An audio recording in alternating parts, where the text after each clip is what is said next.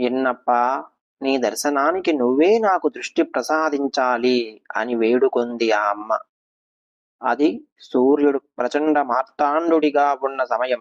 వరుసలో నిలబడ్డ వారికి చిన్న పైకప్పు మాత్రమే ఉంది. ఆ పార్టీ మాటలకు ఆ భక్త పరాధీనుడు వెంటనే పైకప్పు నీడ నుండి బయటకు వచ్చి ఒంటి కాళ్లతో ఎండలో నిలబడ్డారు.